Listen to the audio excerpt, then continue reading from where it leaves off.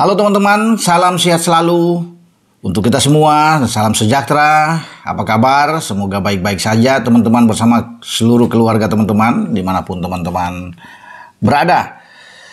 Kali ini saya akan berbicara tentang Jay Itzes. Ya, semalam dia memperkuat klubnya yang baru promosi ke Serie A Liga Italia dan berhasil mendulang 1 poin di saat Venezia menjambangi markas dari La Viola Fiorentina di Stadion Artemio Franchi dan hasil imbang 0-0 diperoleh Venezia. Maka Jay Itzes boleh tersenyum bersama dengan seluruh teman-temannya karena sebelum bertanding melawan Fiorentina, Jay Itzes memang tidak bermain karena ada kena akumulasi dalam pertandingan pertama pembukaan. Dia tidak melakukan debut di situ melawan Lazio di Stadion Olimpico di kota Roma. Hasilnya kita tahu bersama bahwa Venezia kalah dari Lazio dengan 3 gol. Tapi setelah mereka pergi ke Artemio Franchi, markasnya Fiorentina, Jay Itzes sudah ada dan clean sheet luar biasa. Ini sama kalau mengingat saya ketika Jay Itzes bermain di tim nasional kita, di timnas senior. Dia 3 kali caps dia, 3-3 dia main, 3-3 clean sheet, 2 melawan Vietnam, 1 kita menang di Jakarta dengan 1-0 dan menang di Hanoi di Stadion Maidin dengan 3-0. Semua di sana ada Jay Itzes. Luar biasa, Vietnam tidak mampu menggedor pertahanan Indonesia. Gawang Hernando Artuf itu clean sheet, ya, bagus.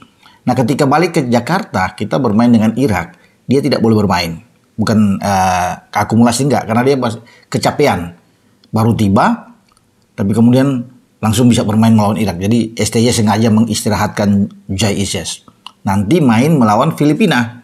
Dan lagi-lagi kita menang dengan 2 gol lawan Filipina. Dan ketika ada Jay di sana, gawang kita juga tanpa kebobolan. Nah, saat ini ketika dia datang, bebas dari akumulasi dengan Venezia, pelatih Eusebio Di Francesco, pelatih dari Venezia ini, memainkan dia bersama dengan Sfersko di belakang dan juga dengan Giorgio Altare. Jadi tetap bermain dengan 3 apa yang ditampilkan oleh STY dengan tim nasional kita dengan 3-4-3. Ini diikuti juga oleh Di Francesco ya. Sehingga dia bisa memainkan dengan 3 pemain belakang di sana. Dan Jay tampil luar biasa. Sepanjang babak pertama, walaupun digempur habis oleh tuan rumah Fiorentina, Venezia tidak kebobolan. Jay bermain begitu tenang. Ya, sangat baik sekali ya. Ada statistik dia bagus, ada beberapa tackle yang dia ini intercept dia, bahkan ada 2-3 kali.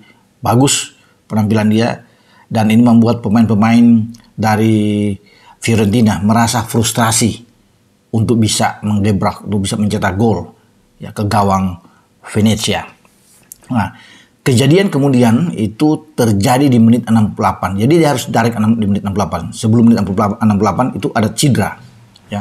Jadi alami oleh Jay Itzes. Dia mungkin merasa kram di kakinya sehingga dia minta untuk keluar, ditarik keluar. Dan ini diketahui oleh tim medis Venezia sehingga dia cepat-cepat ditarik.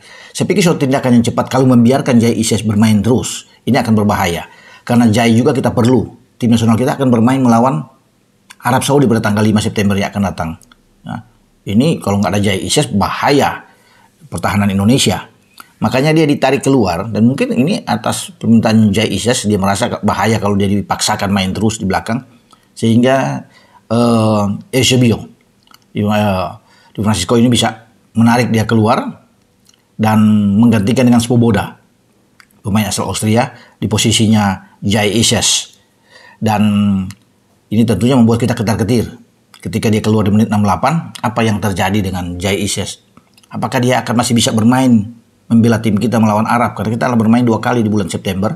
Arab tanggal 5 dan kemudian tanggal 10-nya kita balik bermain dengan Australia di GBK. Akan celaka buat kita kalau tidak ada Jay Itzes. Semoga Jay Itzes ini baik-baik saja. Saya sangat mengharapkan bahwa dia tidak bermasalah serius dengan dia ditarik keluar karena mengalami masalah dengan kram kaki dia. Ini dia. Sehingga dia bisa tersedia dalam pertandingan nanti melawan Arab Saudi. Ya. Dan ketika Jay Itzes keluar, beruntung memang gawang dari Venezia itu masih bisa dipertahankan oleh Sfersko, Svoboda, Altare, 3 pemain back yang sangat baik bagi Venezia, dan mereka mengakhiri laga dengan 0-0. Nah, ini modal bagus tentunya, karena jika Jay Isyes baik-baik saja, tidak bermasalah, dia bisa tampilkan dalam pertandingan terakhir Venezia tanggal 30 itu melawan Torino. Ketika mereka melawan Torino di markas mereka, nah semoga Jay ada di sana. Tapi kalau Jay tidak dimainkan, berarti ini kita harus was-was. Dia serius. Kalau sampai dia terpinggirkan melawan pekan depan, ini yang kita harus antisipasi, dan pasti STY harus tahu ini untuk bisa melihat keadaan atau bisa langsung menelpon dia, menanyakan keadaan kondisi dia yang bagaimana. Tapi kalau cuma kram saja ya, saya pikir bisa. Bahkan mungkin dia bisa bermain lawan Torino. Karena di manajemen Venezia juga pelatih Eusebio Di Francesco sudah mengatakan dia tidak cedera serius. Nah, ini bagus. Ya, semoga dia bisa aman. Dia masih bisa bermain melawan Torino saat akhir dan dia berangkat. Karena Jay ini harus berangkat tidak ke Jakarta. Ya, dari Venezia, dari Italia, dia langsung menuju ke Jeddah di Arab Saudi, karena di sana kita akan bertanding pada jam 10 waktu setempat, ya 10 malam. Kalau di sini sudah jam 1.00, sudah masuk ke tanggal 6 dini hari. Jadi semua pemain-pemain abroad yang ada di Eropa yang bermain itu keputusan dari PSSI atau STY, ya, itu akan langsung ke Jeddah, termasuk Jay Isyes. Ya, itu yang saya bilang. Ya, kalau dia baik-baik, kita akan tersedia. Tapi bahaya kalau sampai dia tidak bermain melawan Torino, ini juga akan ada was-was buat kita. Secara keseluruhan saya lihat penampilan bagi Venezia oke, walaupun mereka kalah dalam statistik melawan Fiorentina.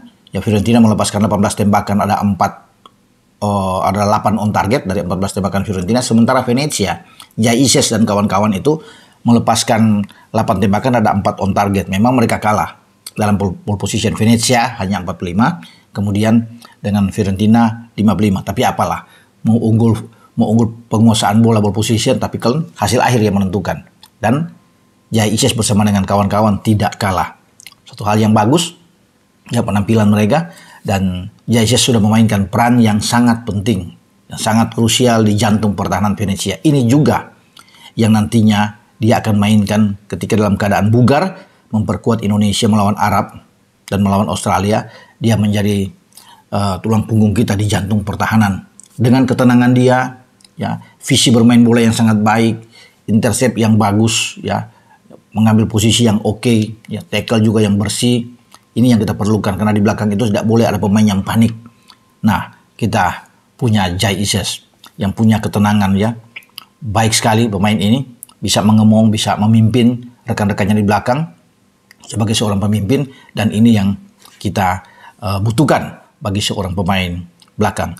Oke, dengan saya Bung Ropan, ya, sekali lagi saya berdoa, ya, juga teman-teman juga, agar Jay Isyes tidak bermasalah serius ketika dia keluar kemarin, dan dia hanya butuh recovery, ya, istirahat, sehingga dia bisa ditampilkan lawan Torino, dan juga yang paling penting membela tim nasional kita di babak pra-Piala Dunia zona Asia di grup C untuk pertandingan pertama yang saya pikir ini agak semua sulit ketika melakukan laga pertama menghadapi tuan rumah Arab Saudi di Stadion King Abdullah Sport City di kota Jeddah. Ciao.